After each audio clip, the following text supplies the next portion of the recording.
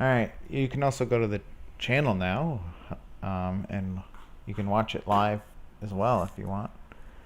So you can see the visual.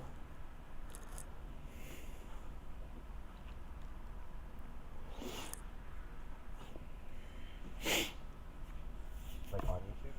Yeah, just Armchair Philosophers.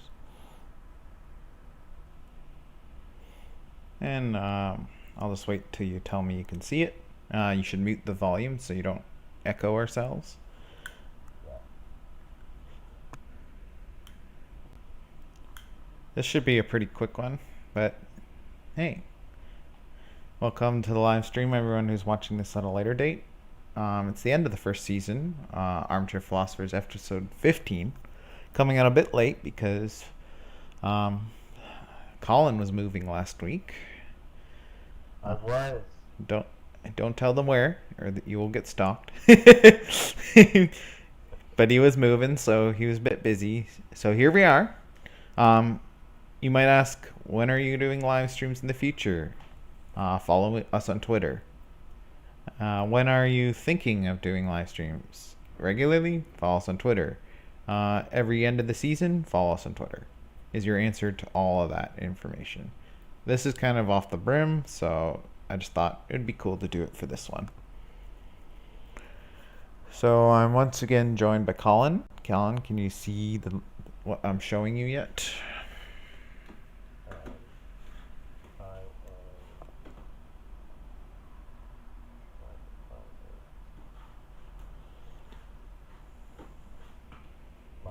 Here we are. Yes. Nice.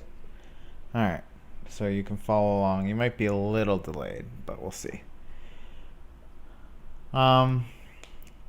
So the topic, and I'm your host Andrew Ryan, by the way, and once again Colin's joining us.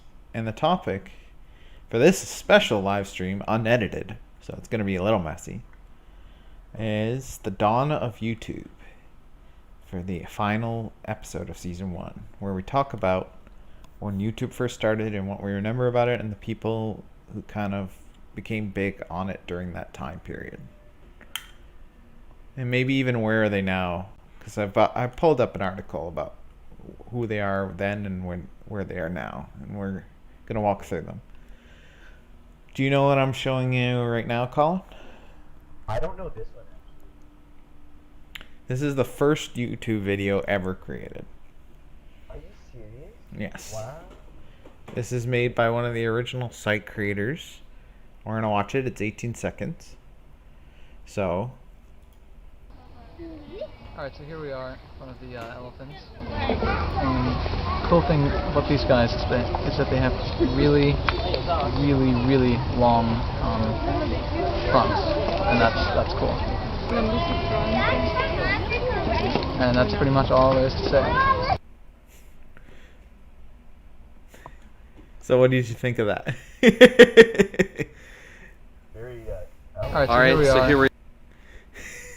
I think it was just to show what YouTube could be, and like one of the creators just messing around with an obvious joke.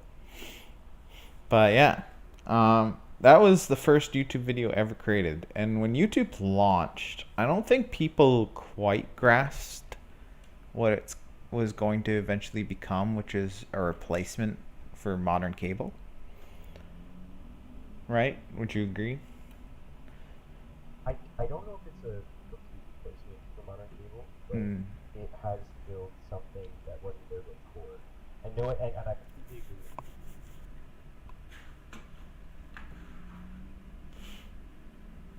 you. Oh, you cut out there, Colin. So we're going to go through some of the people who journeyed into this Wild West unknown land of creating content online, which would later become people's entire career. And some of these people actually made it their career instead of a hobby, which is kind of what it was originally intended for. So do you know who What the Buck is?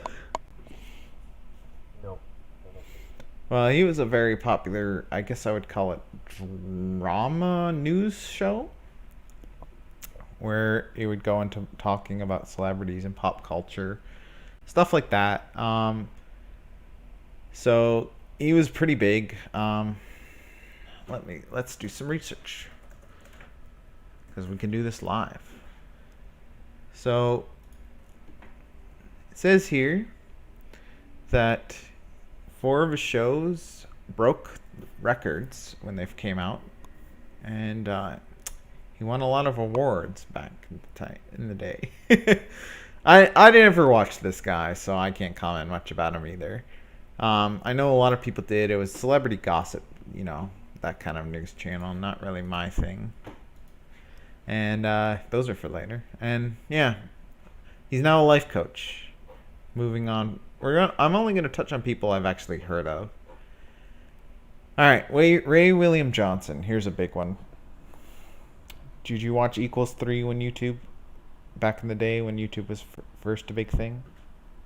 Not when it first came out, but I was introduced to it later by a friend. It was kind of like a comedy news channel. Yeah. Yeah, I really like this format actually. This format's really good. Did you, he kind of had this cool background of the Watchmen comic as his, like, background. Brilliant. He had this saying, I can't remember what it was. What's up, nation, or something like that. Yeah. I remember it's like some of his videos being like, I would watch them, and then eventually I stopped watching them because I kind of grew out of them. But he was like the biggest YouTube channel at that time. He pioneered the React formula, I think, right? He'd react. Yeah, the React, and I was gonna say he also was really good at exposing other videos. Like he was very good at React that way, so you could find out what was big by following it. Yeah. It's kind of like a hub. Yeah. It reminds me a lot of these shows on TV now, like Ridiculous on MTV or stuff, where all they do is play clips and then react to them, and they have like a guest panel of judges. Kind of low quality entertainment on the TV, but like at the time, this was it was fun watching someone react to stuff, I guess, and the personality is what got you into it, and the commentary. I think this was like when people started to realize you could build, like, he was one of the first people to build like a business out of YouTube, along with some of these other people, like, and you could actually make money off of it. And like, it's crazy to imagine like what that must have been like to be like, oh, I'm gonna quit my readily available job or like go do this, making videos for a living, not knowing if this website's gonna work out or what the deal is.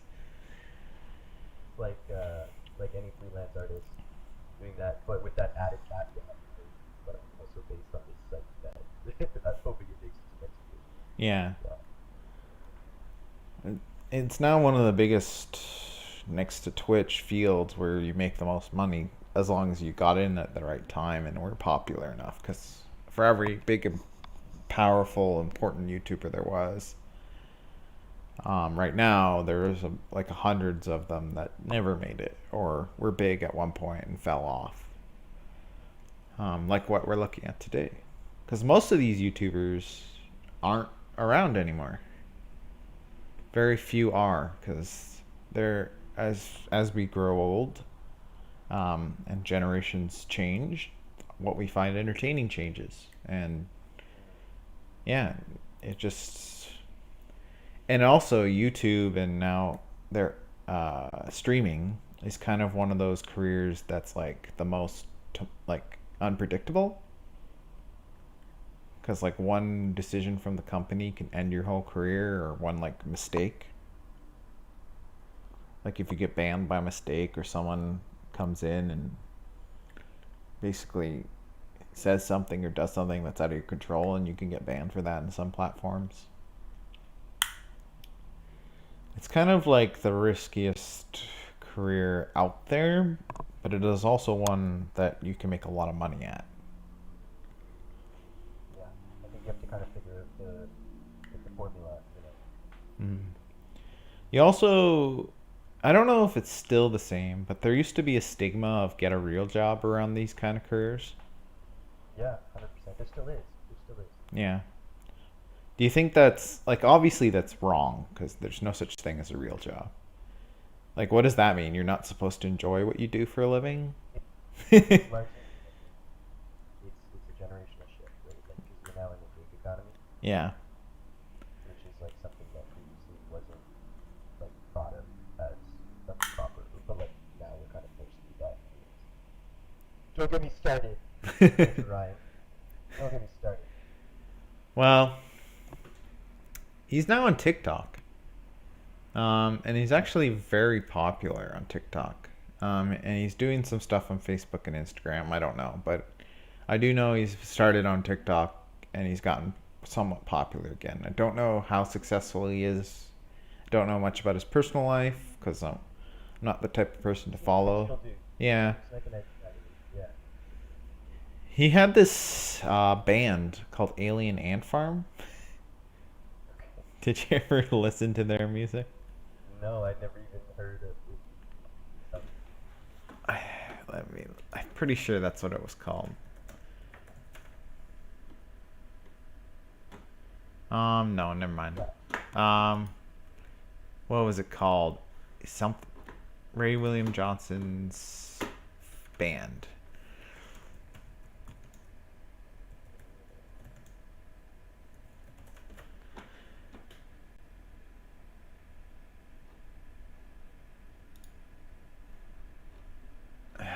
It was this. This is what they were. What was it called though?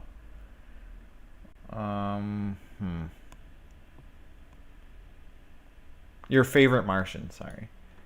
They did really cheesy music.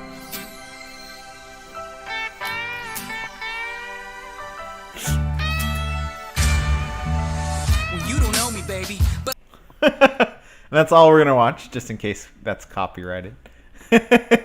But you can watch that on your own. And it's made fun of a lot because the lyrics are kind of funny, to say the least. All right, moving on. Philip Defranco. Did you watch Philip Defranco? I'm gonna ask this for everybody I know. That was big at the time. Do you watch him now? Do you watch him then? I don't know. I feel like I've heard of it, but no. He was also kind of a reaction streamer, also kind of a news streamer. He still is that to this day. He's kind of been the same. He's kind of toned down and been more mature about his content now, because back in the day it was a lot more, I want to say, like that early YouTuber edginess that existed. Yeah, 100%. I'm really glad you said. I want to talk about that too, because that's something we should talk about. Did you notice, because I definitely didn't until like I grew up and I was around like 21, but did you notice that YouTube kind of became this pipeline for right-wing ideas really quickly?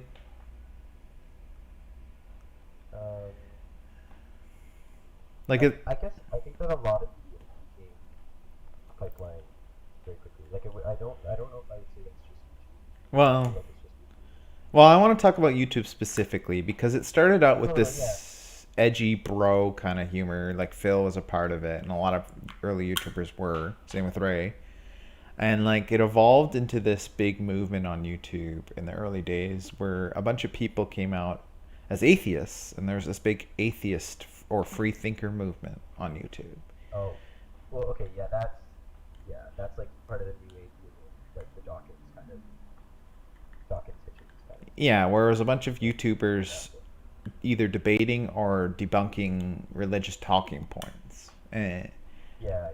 But then, when that started losing views because people had unanimously decided that the people that atheism pretty much had proven its point and won, and that anybody talking about atheism past that point was doing so in like a cringy way. Like you saw on Reddit, like people being like, our atheism is a bunch of like fedora wearing neckbeards, and like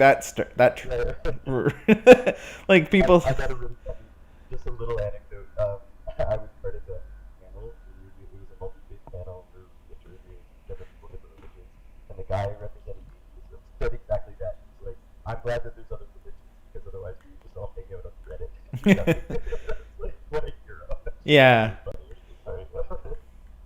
Like it at least with Reddit, because I was a part of the atheism. I was an atheist at the time, but part of this, but not part of there's this culmination of this movement on Reddit where people are like, these are the faces of atheists, and they all, and it was ridiculous.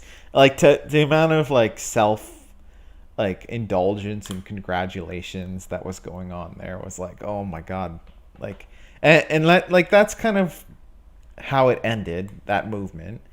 And then atheists started moving on to like other religions, and they started moving on to other ideas and talking points that a lot of people could agree on. One of them was this perceived rise of SJWs in the world, where they would cherry pick really aggressive Twitter leftists, I would call them at the time, who appear in public with really strange and extreme opinions and be like, this is how every leftist thinks. And like, I don't know, this kind of pipeline began where like right-wing views of like, oh, everybody's politically correct and you can't have a career as a comedian anymore, and all this sort of stuff started coming about. And that, like, a lot, like PewDiePie dressed up as a Nazi, and he was a huge YouTuber, and he did all sorts of edgy content, and like all this edginess, and like the edginess also cultivated a bit on 4chan, as we all know, as in like, hey, let's be politically incorrect to be fun. Right. And then like these subreddits would form where they're like, hey, let's joke around and pretend to be racist, but then those forums actually either started attracting racists or turning people into racists.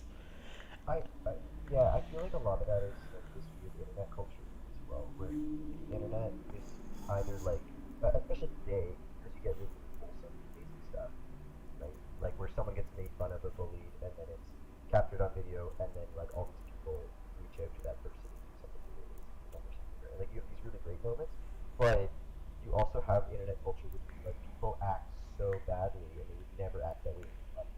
Like gamer culture, for example, right? Which kind of is similar to internet culture, kind of clicks online. Yeah. Where people are saying, like you said, just like racial slurs. And you're like, that person like never say that in real life, but online they're just suddenly a keyboard warrior, right? Yeah. Just pick a piece. Yeah. I think the online social media, and this includes YouTube, has kind of created this braver, almost stupider, more abrasive generation of people, even if that, like, if they would never be like that before, they are now. Like, even if they're part of the boomer generation or Generation X or the millennials, etc., it doesn't matter which, they're now like changed because of this kind of like they take their I can't be harmed, I'm anonymous, I can get away with anything ideology of the online environment into reality. And that's kind of what we're seeing now, where people are like, consequences, what? For my actions? I don't know, I've just noticed that. And like I feel like YouTube at the end of the day is to blame, along with a lot of these other social medias, but is to blame for kind of where we are now, for not policing their content. Almost. I don't know, like, what do you think these companies, they all started with like the let's not be evil, famously said by Google, which later bought YouTube, and like they all started with these noble causes of like free speech and let everyone have a voice type of mentality. Do you think You think? This is a super complicated, like, for me anyway. I'm saying personally, I think a lot of people have, you know, their views on it and whatnot. For me, it's really complicated because, like, you have two fundamental things that we really like stopping on one another. Right? Like, people love freedom, and people also like goodness, good morality, right? So Mm-hmm. how do you police one but not the other? And it's like, you know, can you have that? Um, Yeah. so, Do you? so yeah, we see this seeping into like we see this seeping into appliances like or applications in YouTube, right? Like they just kind of adopt this philosophy that is a difficult debate that we haven't solved, and in the internet space, like we don't have rules for that, and we Yeah. just started to get rules for that. Like Yeah. it's wild. The internet has been around, and we just started to this stuff.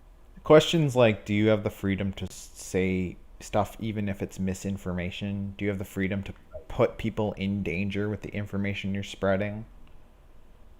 Do you have right. do you have the freedom from consequences? Like freedom of speech to me is the freedom to say something and have the government not do anything to you, like persecute you or kill you or whatever. Not companies themselves firing you or taking away or suing you, like or getting Yeah. canceled in real life, whatever that means nowadays. The problem is that the line between those things can be so thin sometimes. And I'm not talking about like I know what you're saying. You know, the people on 4chan who are like, let's be good to be like edgy, right? Like I totally get what you're saying. That's what they used to do. Nowadays it's all Right. real. It's all real. Everyone in Yeah, now yeah. it's not edginess anymore. Like remember the troll Um face? yeah, yeah, Yeah, that was when it was edgy. yeah. I think the issue though becomes, and again, this is a larger topic, right? But it becomes like, yeah, can you criticize your government without your government persecuting you, right? Which you just said now, you're like, yeah, that absolutely you should have the freedom to not be persecuted by your government, absolutely.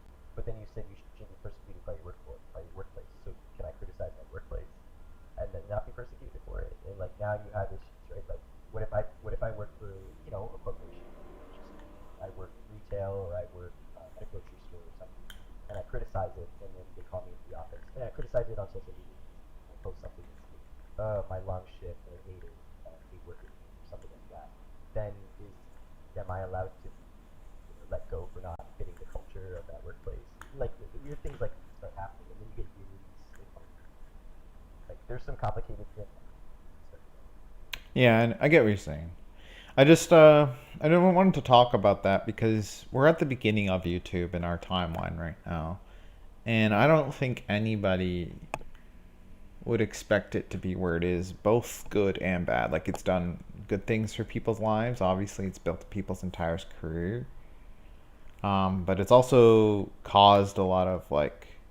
Now YouTube is probably on the lower end of the totem pole of blame here, but it's caused a lot of division and issues. And I mean, to this day, there are people on YouTube spreading right now, anti-vax information, and then it's like, do you allow that sort of thing? Do you not stop that sort of thing? And it's like you see a lot of social media companies jumping on that and stopping that, but it's just interesting that it got to that point from where it began. Like how much No, power. absolutely. I don't think they realize how much power they have. Yeah. Um, I don't think anyone realized like what power. And you know what? I think that people took for granted how communication works in many ways. Like communication is one of the most fundamental large things that we are confused by and constantly missing. Right? Yeah. Like, communication is like 80% of relationship problems. Right? So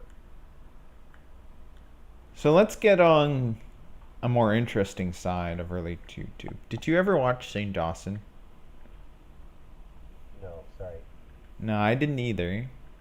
But he was a really edgy YouTuber. He did really, really edgy jokes, um, which would would eventually come back to bite him in the butt, to say the least.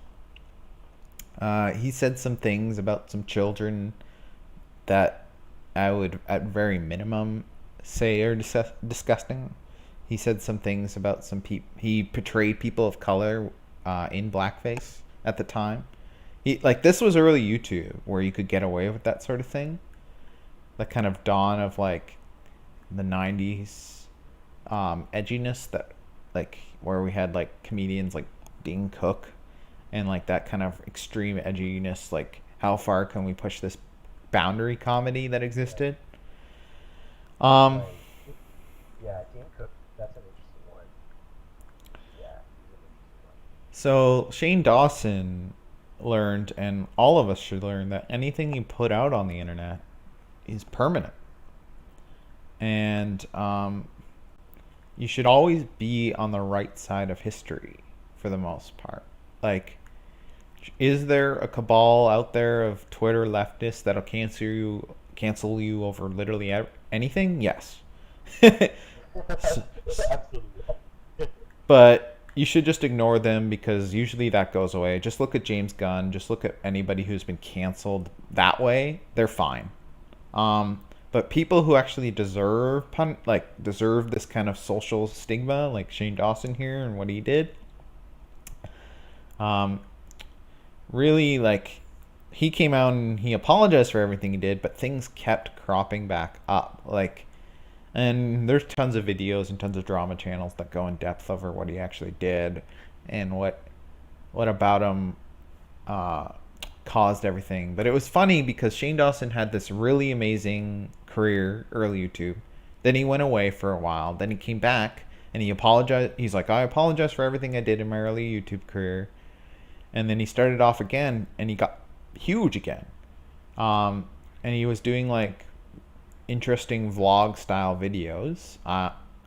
And then but all the videos he was doing, he started picking extremely controversial and kind of in general awful people to do those videos around. Except like there was like, I think one person he did a video on that wasn't just plain awful. And so he did like stuff on like Jeffree Star and Jake Paul and like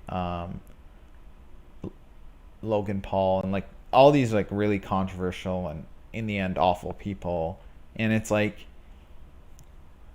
that caught him a lot of attention, but it also brought attention to his past once again. And yeah, he's now off the internet for what seems like for good. He'll probably come back in like 2 to 3 years, I would say, maybe, and he'll be fine again. But it's just interesting, like that kind of edginess. Like you have to know that if you're making like racist jokes or pedophile jokes, that's not gonna age well, right? Like I don't know what people were doing in the 90s online, right? Like I'm glad I didn't have internet when I was 13, right? There was also, like, and don't mistake this for defending that, because I'm definitely not defending that stuff. But like there was less, not sensitivity. I mean, I think there was kind of less sensitivity, but there was less like, not knowledge. What's the word that I'm looking for? There was less like recognition that stuff was bad and awful, right? Yeah. So because of that, there was just more like I'll freely admit like some of the stuff that I used to say in the Dawson anyway, right? And thinking back on like the stuff that I said, I was like, man, if I said that now, like partially because I'm Oh yeah. Like culture shit that is just like you know like those words or those or whatever. Me as a teenager with a platform like YouTube using it, I would have been in the same position. Yeah. So I think that has like Netflix play as well. Now, not like again. No, I'm not excusing that at all. No. I never. That's one small part that contributes to that shit. Yeah. I've never done anything remotely like Shane Dawson has, by the way. But I have said things like that nowadays, like wouldn't be acceptable. Like I've never said anything extremely bad, but there would be things people would not be happy with me over. Yeah, same with me. Nothing even remotely close to what Shane Dawson did, by the way. Just so we're clear, but Like I've never done blackface, and I've never made pedophile jokes ever, or racist jokes. So like that's never happened. But like I have said things like I remember back in the day, everyone used the word gay as in a bad way, and I definitely did that. And I I only did that in like grade 8, and I'm still eternally sorry for it. Like, and it's like I had a gay friend. I grew up with gay people, and they didn't bother me. It's just everyone used that word in a negative way, and I was like, okay, I'll do that too. Didn't really occur to me what it was doing to those people to hear that being used in a negative way when I was like, I don't know how old you are in grade 8, but like, I don't know. I'm not excusing it, but it's just interesting. No. It's part of like it's part of your. Yeah. Like if you look back and you cringe, that means you've grown, right? That's something else. Yeah. I wanted to talk about like there's almost no room for growth in the modern internet, right? Like you're held accountable for things you did like you're allowed to grow year to year. You're allowed to look back and be like, "Man, was I an idiot?" right? And you should have the right to be forgiven if you've changed and shown that you've changed. But like I said, there's this online cabal, and it's a real thing, and I've seen it in action multiple times on Twitter, on Facebook, of people that'll cancel you over things you've done 5 years ago, and you're a completely different person. And yes, it's an online. It's like this terminally online. These terminally online people. That's the only way I can describe these people. Where they just don't. They just live online, and everything offends them, and they seem to have a need to throw everything out like and cleanse the world almost. It's just so weird. But yeah. Smosh. Yeah, they like I don't know. I don't want to go further into it, but No, yeah, it's all good. I think it's just something to address. Like, I mean, when people deserve it, they deserve it, but there's oftentimes people definitely don't deserve it, and that happens too. And I don't like when people pretend that's never the case. People pretend, oh, people who don't deserve it never get the bad side of our wrath, and it's like, yes, all the time. They do. Smosh. Did you ever watch Smosh? They were a huge YouTuber channel. They actually split up. This guy on the left, not Damien, what's his name? Ian. You didn't watch Smosh? No, I didn't know Smosh. I swear I know some YouTubers, but I'm waiting for the ones. Well, they split up, and now it's just Ian and this crew on the bottom, and they're actually a really good channel now. I like them a lot now. I didn't really know much about them back in the day. They made some movies, but yeah, not much else. Fred. It's probably the biggest YouTuber at the time.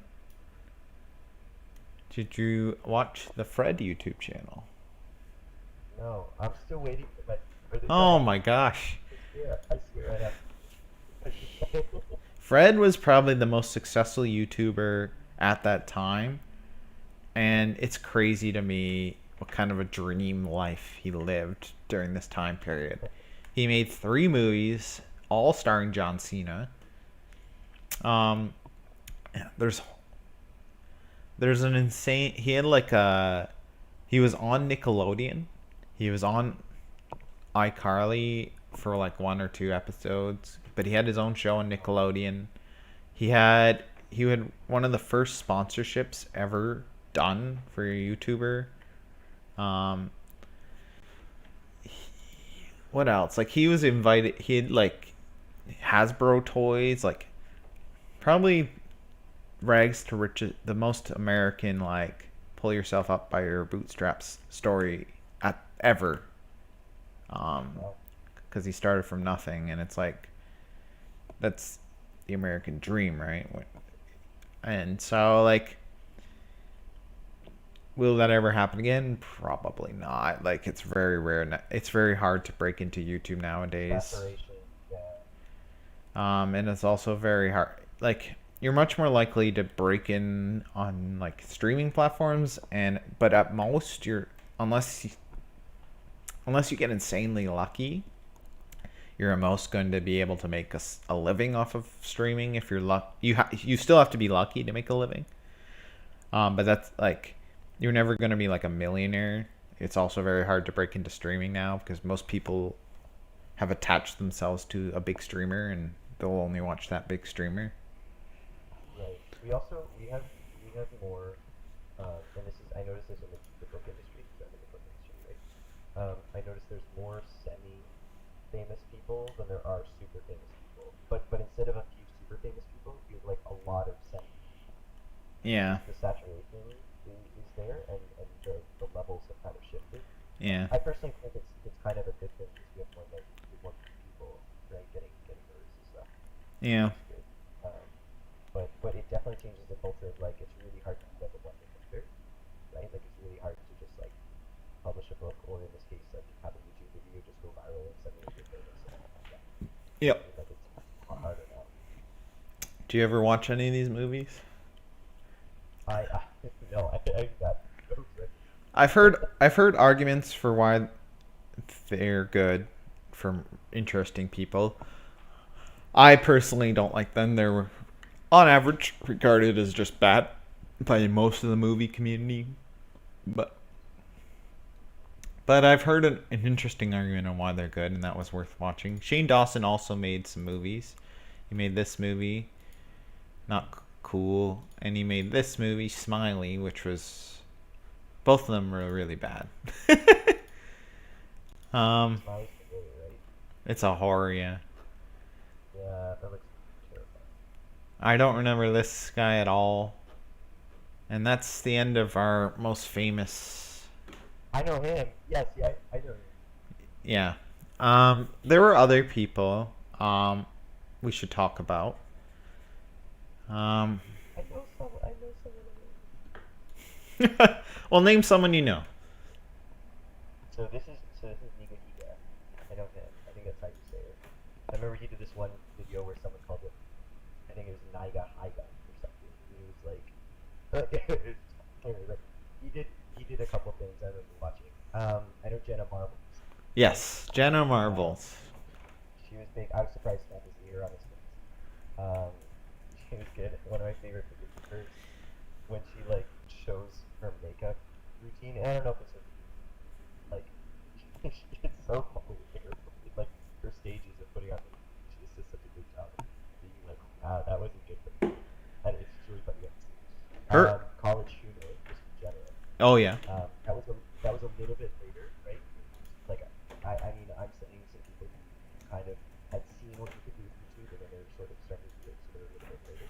But college humor was fantastic, and they really like they were the ones who like they were like, hey, comedy sketches, like that's we're gonna do short videos, and they're gonna be these comedy sketches, and like they had certain themes, and they were just absolutely brilliant. They still do stuff now. A lot of people say that they do stuff the best. I think it's one of those golden age things. Really, the first stuff that came out was just the best. But they're still going, and it's still really good. Did you ever watch The Creatures? Or Rooster Teeth? Did you watch Rooster Teeth at all? Like Red vs. Blue? Red vs. Blue, yeah. No Red vs. They got huge. The Creatures, they were affiliates. They were pretty big.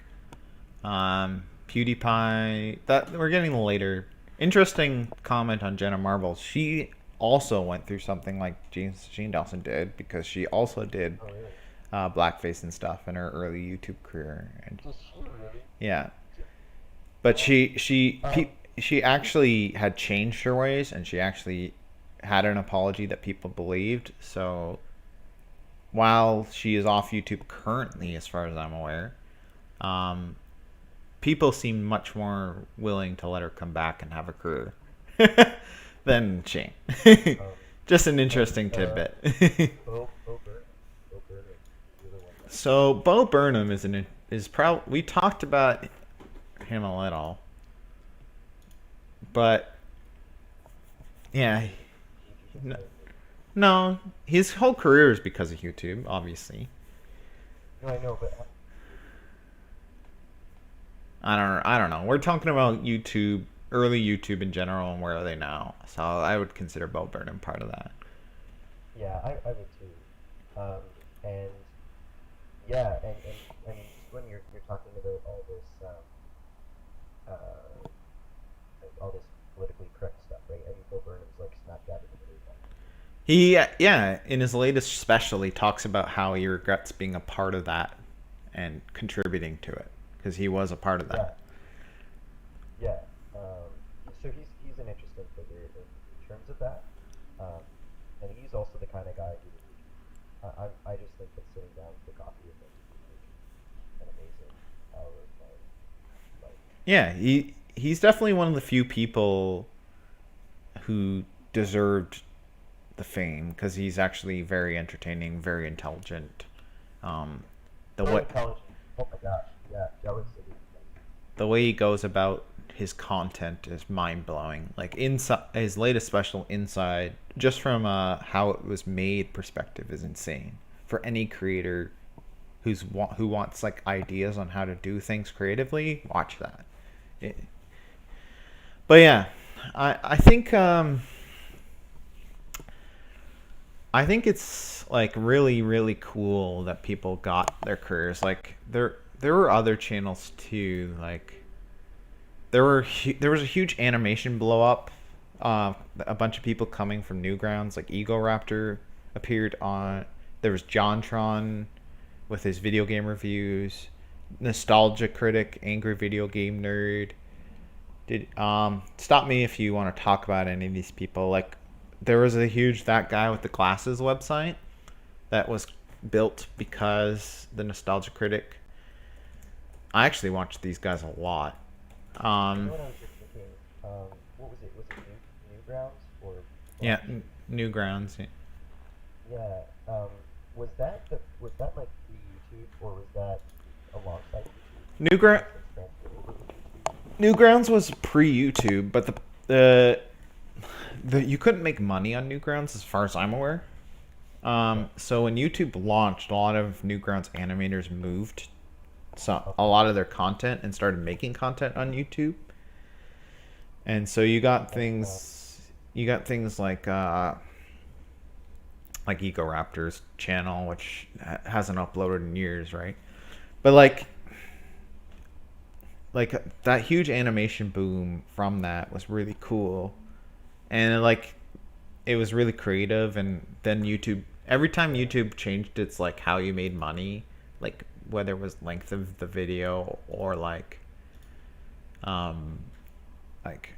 what how it like recommended your videos would change people's careers. Like a lot of these people were talking about their careers died because of the YouTube changes themselves, which is why I talked about how like difficult it is to build a career on these platforms. Like right now, for example, and this is not YouTube, this is Twitch, but a bunch of creators are taking $1 million contracts that were on Twitch to be exclusively on Facebook or YouTube, and to now rest in peace extent Mixer, which was created by Microsoft but died in like 3 months. They're taking like sometimes $1 billion contracts, but $1 million contracts for the most part to be on these platforms because their careers are like, first of all, how long are you going to be a streamer? Like how long do you stream for? You clearly can't do it when you're like 70, right? I would you could, but I don't know how well that goes. No one really knows, right? It's while it is kind of like set in stone who the top streamers are, and you're lucky if you break into that circle, because they all kind of hang out with each other and do stuff with each other. Same with YouTubers. It's like no one knows how well their career is gonna ever go. So, yeah. Yeah. The other one I was thinking of was Minifit. Oh, well, that was an old website, but yeah. No, but I'm just thinking like, some of these things are sort of YouTube adjacent, or like I think if I'm not mistaken,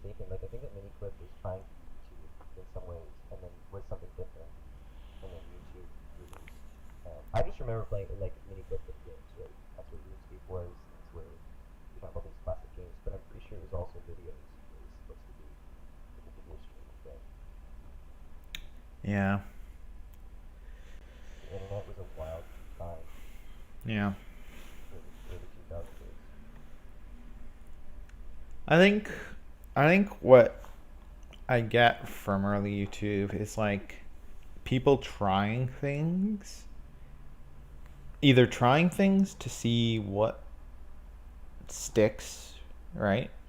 People doing things out of their love of it, just producing content as a hobby, and then realizing it can become their career. Like there was the stick figure show on YouTube. Oh yeah. There was like animator versus animation videos, like all these like there was Don Hertzfeld's like pieces of content on YouTube that will forever stay perfect. Have you ever seen this? No. My spoon is too big, and like, oh, you should definitely watch it.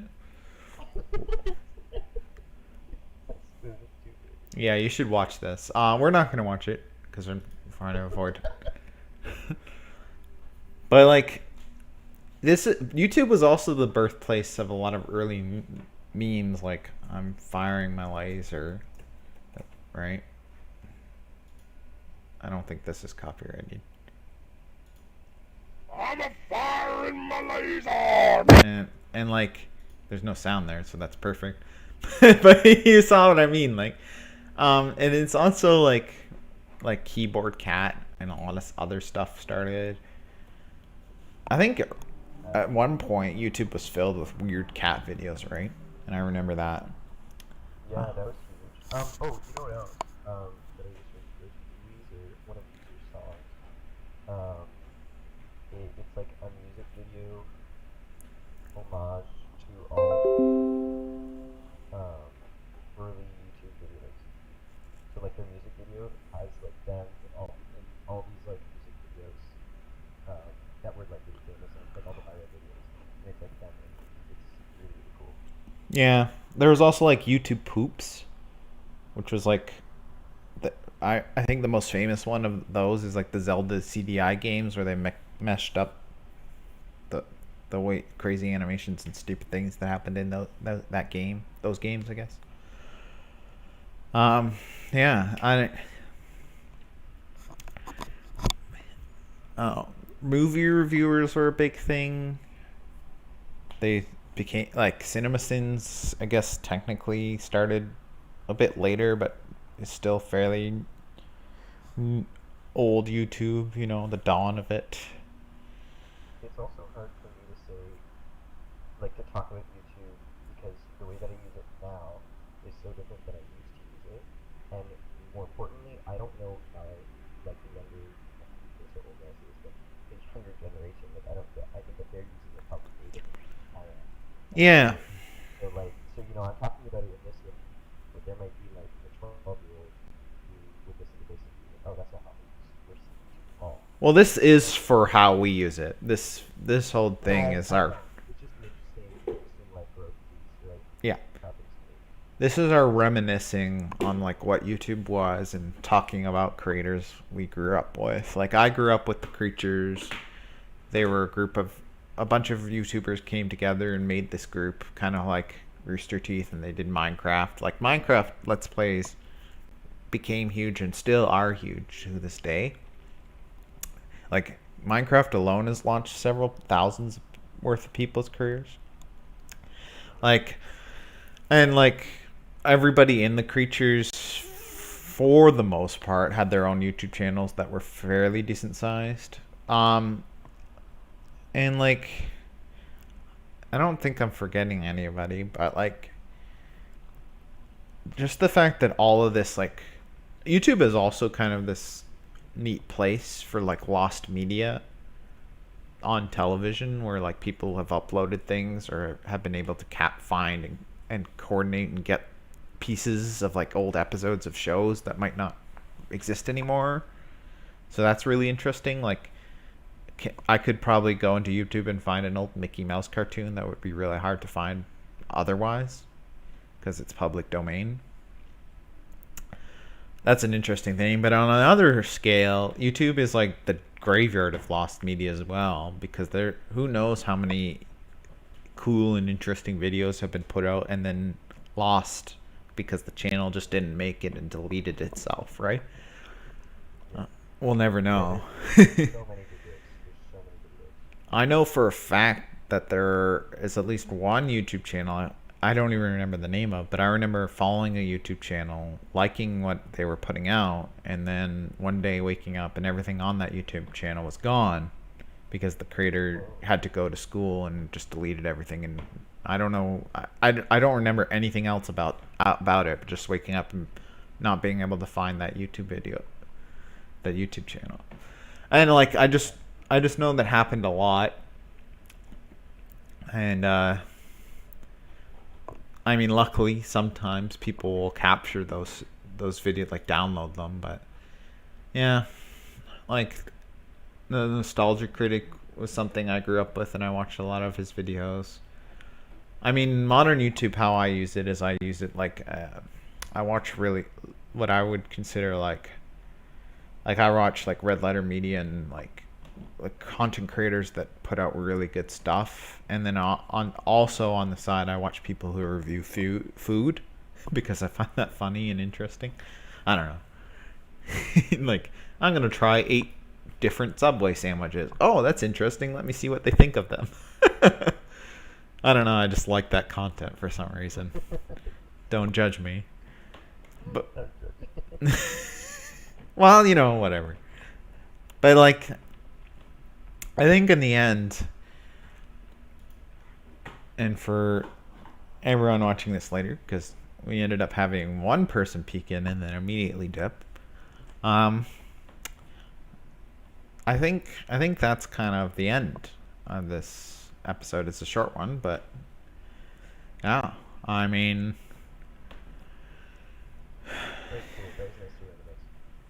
is there any other YouTubers before we go you want to talk about, or anything about YouTube in general you want to talk about? Because that's kind of what this episode is. Like, we talked a bit about YouTubers at the dawn of YouTube, but we also talked about the implications of YouTube and where it started and what it became, and like. Yeah, I guess the only other thing is like I'm curious to know like where it's gonna go. Right? Yeah. YouTube has become like a Google for me, right? Like, it's just something that I use. Yeah. Something that I am on all the like. There was a period of my life where I was on YouTube, like a whole bunch. Like I would go to YouTube and I would search videos and I'd have fun with it. That's what that was one of the things that I would do. Whereas now, like, I don't do that. It's just kind of like a really helpful application that, oh, you know, I'm gonna find that something. Oh, you know, I'm gonna show this funny video. You know, like, it's just that thing. So I'm curious to know if it'll just kind of go down in history as that, continue that way, or it, you know, maybe it takes over streaming, or, you know, it becomes big. And there's all kinds of things that are still coming out. YouTube movies, trying to do movies and stuff, and none of that. I don't feel like the streaming movies is taken the big group that they can do it. So I don't know. There's all these options. Yeah. I think in the end, YouTube will always remain, like, it's caused, at least it in combination with things like Netflix and Twitch have caused me to cut, well, a lot of people have cut cable. Me, I have cable, but it's only because the bundle is cheaper with cable than without it, and that's where companies. Yeah. So, it's just where we are. It's like the modern YouTube almost feels like it's going, like, it's becoming the new cable. Like, it's becoming the thing old people watch in a weird way. Like, TikTok's becoming the new generation. But kids on their TikTok, I don't understand. But yeah, anyway, that was our live episode, and if you liked this, or want to join the next one, follow us on Twitter, like the video, comment, subscribe, all that good stuff. Let us know what you think, what you want us to do. If you want us to do live videos more, if you want to see them less because you hated this, let us know. I will ignore you, but I would still like to know. Love it, like it, rate, subscribe, ring that little bell. Thank you, Colin, for joining me. I'm your host, Andrew Ryan. See you next time. All right.